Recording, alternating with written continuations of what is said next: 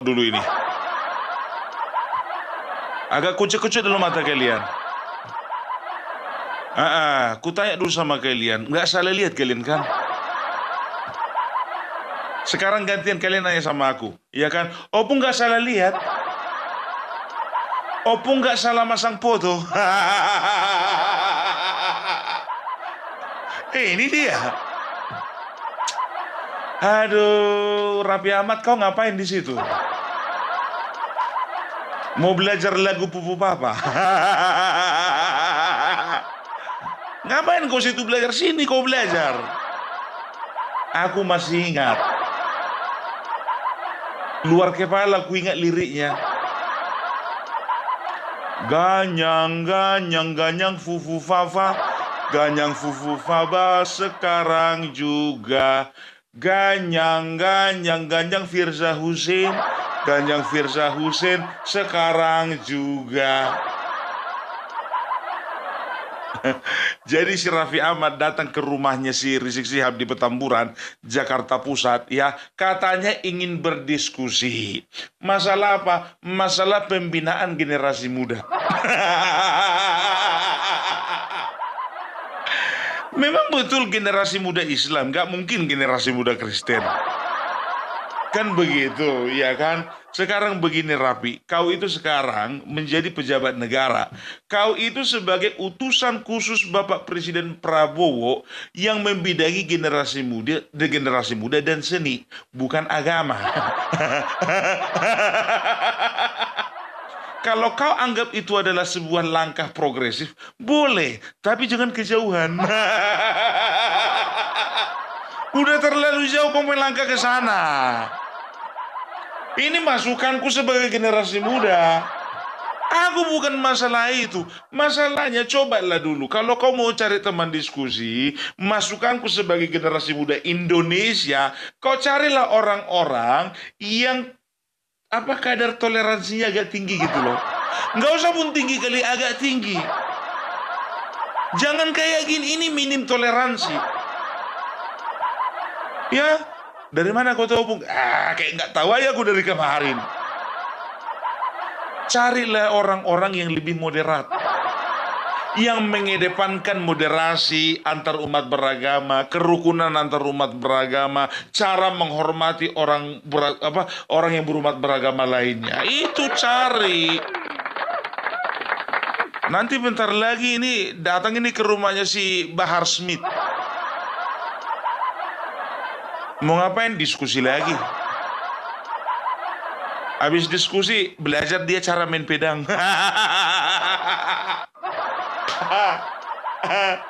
Aduh, aku jujur aja ya, aku tidak akan pernah menyentuh atau menyingkul yang ada urusannya dengan agama, ya. Tapi begini, kelompok orang ini sekarang ini sudah mulai membelok-belokkan sejarah. Bendera merah putih, siapa yang memberikan instruksi kepada Bung Karno untuk membuat bendera merah putih sebagai bendera Indonesia? Itu adalah fatwa Al-Habib Idrus bin Salim Al-Jufri Palu Al-Khairat. Lambang negara Garuda, siapa yang buat? Al-Habib Asyarif Hamid Al-Gadri dari Pontianak, keluarga baginda Nabi Muhammad. Lagu 17 Agustus, Pramuka, lagu syukur, siapa yang buat? Al-Habib Husin Al-Mutahhar dari Semarang, duriyat baginda Nabi Muhammad. Jadi Anda jangan berpikir, ini habaib di Indonesia jasanya apa? Banyak, itu yang baru kecatat. Ya, coba bayangkan kalian, 17 Agustus katanya itu hasil daripada kakek-kakek mereka. Penetapan 17 Agustus sebagai hari kemerdekaan. Bendera merah putih juga hasil dari karya tangan kakek mereka. Coba bayangkan kalian, Monas itu diklaim, ya, Monas itu diklaim adalah juga produk dari Yaman. Kakek mereka lah yang membangun Monas, namanya itu Muhammad Nasir, makanya Monas itu singkatan dari Muhammad Nasir. Muhammad Nasir bin Smith katanya. Padahal aku dari dulu sejarah belajar Monas itu singkatannya Monumen Nasional, bukan Muhammad Nasir. Ya, Ini makanya aku bilang, aku jujur aja, sebetulnya banyak yang minta aku untuk bahas-bahas ini. I'm sorry to say, saya tidak mau membahas segala sesuatu yang berhubungan dengan agama. Tapi kalau berbicara dengan sejarah, ya, ada hubungannya dengan sejarah, Opung Parbelak pun juga akan angkat suara. Mengerikan orang ini, Bertokon, semua diklaim punya orang ini. Pulau Jawa diklaim katanya milik apa namanya? Pulau Jawa itu adalah milik pendatang dari Yaman. Kau cuci dulu mulutmu itu baru dakwah kau kalau kayak gitu modelnya. Jangan membelok-belokkan sejarah, nggak boleh seperti itu, ya kan? Karena apa? Nanti pertentanganmu itu dalam sama Megawati Soekarno Putri. Karena bapaknya kemarin adalah founding father Indonesia mengatakan jas merah, jangan pernah sekali-sekali melupakan sejarah. Kan begitu. Walaupun pada akhirnya Rocky Gerung mengatakan artinya adalah jangan pernah melupakan pengkhianat. Apa hubungannya? Rocky Gerung. Kayak contohnya bendera merah putih. Bendera merah putih itu diambil oleh apa namanya, oleh Presiden Soekarno, presiden pertama kita, ya, yang melihat bagaimana kerajaan-kerajaan di Indonesia itu cenderung pada umumnya memiliki corak warna merah dan warna putih. Digabungkanlah itu karena kerajaan-kerajaan yang ada di Nusantara waktu itu memakai bendera coraknya warna merah dan putih, maka berkesimpulanlah Bapak Soekarno supaya bendera kita itu warnanya merah putih. Ini orang Yaman ngaku pula katanya inisiatif mereka yang apa namanya yang membuat bendera merah putih itu adalah menjadi bendera kebangsaan kita. Lambang burung Garuda. Lambang burung Garuda pun juga katanya dari kakek moyang mereka. Bertanya sama Prof. Anhar, ini banyak titipan dari peserta yang pulang, Prof. Karena tadi lama tanya jawab. Yang pertama, benarkah bendera merah putih itu konsepnya Habib Ali Kuitang? Yang kedua, benarkah kemerdekaan 17 Agustus itu perintah Habib Ali Kuitang? Dan yang ketiga, benarkah lambang burung Garuda karya Habib Hamid Al-Gadri?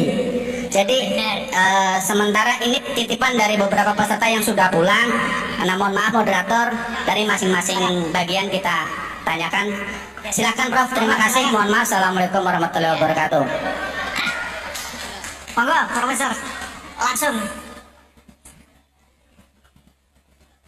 Iya,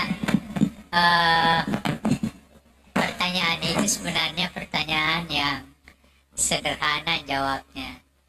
Jadi ketika itu diperlukan lambang negara, lalu dibentuk panitia. Panitianya, ketuanya Ki Hajar Dewantara. Lalu anggota panitianya ada Yamin, ada Sultan Hamid. Nah, lalu ada dua dari sekian banyak bahan yang masuk, dua yang diterima.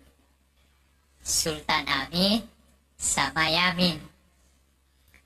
Tapi kemudian setelah dilihat bahwa Yamin sedikit ada kecenderungan ke Jepangan, maka kemudian diterima Sultan Hamid.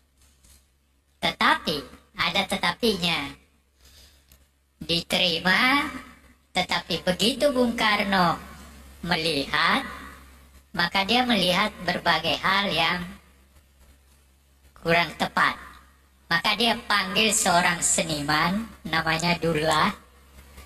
Lalu dia katakan, Dullah, perbaiki itu. Maka diperbaiki. Jadi yang kita lihat sekarang itu bukan asli dari Sultan Hamid, tetapi itu adalah perbaikan dari kehendak Presiden Soekarno yang ditugaskan kepada seorang seniman yang bernama Dullah. Faktanya seperti itu. Itu yang pertama. Yang kedua, saya menolak Sultan Hamid sebagai pahlawan nasional karena pada tahun 1947 pangkatnya dinaikkan dari kolonel menjadi mayor jenderal di negeri Belanda. Pada tahun itu kita diburu-buru oleh Belanda, ditembakin dan sebagainya. Dia tidur di negeri Belanda. Terima kasih, itu jawaban saya. Bendera merah putih? Yang bendera, kenapa benderanya? Lambang burung Garuda. Lambang burung Garuda. Bendera merah putih konsep Habib Alikwitan. Nggak bener.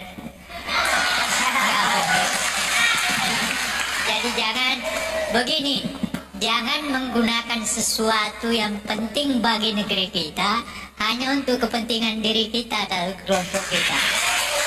Terima kasih. Yang ini, Prof, izin. Benarkah kemerdekaan 17 Agustus itu perintah Habib Alikwitan? Apakah kemerdekaan 17 Agustus? Nggak ada itu. Itu justru antara tanggal 15 sampai tanggal 16 terjadi persoalan di antara pemimpin kita. Itu menyebabkan maka pada tanggal 17 Agustus kemerdekaan itu diadakan. Dan itu adalah kemerdekaan bangsa. Belum ada negara. Besoknya baru ada negara, yaitu tanggal 18 Agustus. Seperti itu. Sekarang begini, kalau bicara tentang fakta sejarah, ada salah satu orang ya yang bernama Anhar Gonggong ya, yang berasal dari Pinrang, Sulawesi Selatan. Jadi kalau bicara dengan sejarah, tanya beliau. Karena apa? Beliau adalah salah satu sejarawan terkemuka Indonesia. Dan banyak lembaga-lembaga dan juga ya pemerintah sudah berusaha ya untuk mengantisipasi pembelokan sejarah ini dengan mengundang beliau gitu loh ya. Jadi bisa dikatakan ya sudah dipatahkan dengan pernyataan-pernyataan beliau ya secara saintifik ya.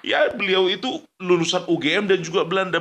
Beliau belajar di Indonesia dan juga Belanda. Kalau bicara tentang sejarah, udah jangan, lebih bagus kalian tanya orang Belanda daripada orang Yaman.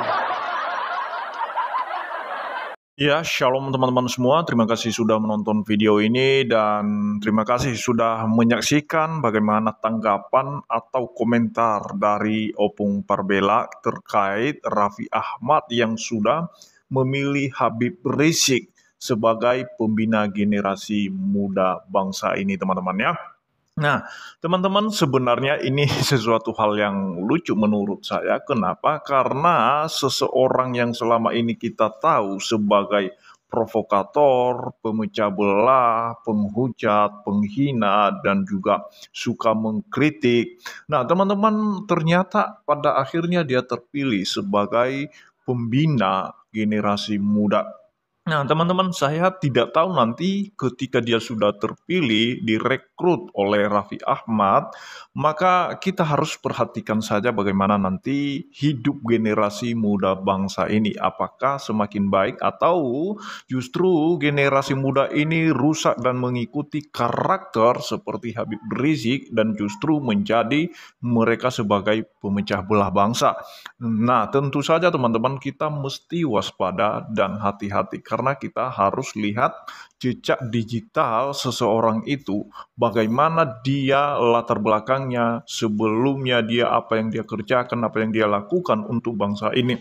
Nah, kalau sesuatu yang dia lakukan bukan hal yang positif, malah justru yang negatif yang dia lakukan untuk bangsa ini, maka seharusnya dan menurut saya itu tidak perlu direkrut sebagai pembina generasi muda.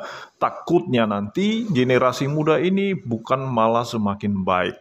Nah, teman-teman, sebenarnya masih banyak orang ya, ada tokoh-tokoh nasional yang mungkin lebih toleransi lagi daripada Habib Rizik ini menurut saya. Karena kenapa teman-teman? Karena efeknya nanti ke depan akan rusak teman-teman. Karena kalau lihat Habib Rizik ini dari latar belakangnya saja, apa yang dia kerjakan di masa lalu, di tahun-tahun sebelumnya juga, justru dia menghina agama lain, khususnya Kristen. Bahkan dia menjadikan agama lain itu menjadi bahan tertawaannya dalam ceramah-ceramahnya, dalam dakwahnya. Bagaimana orang yang seperti ini dijadikan sebagai pembina atau juga bagaimana dijadikan sebagai teladan bagi generasi muda. Nah, jadi seperti apa yang ditanggapi oleh Opung Parbela tadi, bahkan ada oknum-oknum yang mengaku sebagai Habib, justru mereka membelokkan sejarah bangsa ini teman-teman. Nah seperti burung Garuda, seperti bendera merah putih dan lain sebagainya. Nah seolah-olah itu hasil dari ide mereka. Menurut saya ya oknum-oknum seperti ini akan berbahaya bagi bangsa ini teman-teman ya. Itu saja yang saya sampaikan. Tuhan Yesus memberkati. Shalom.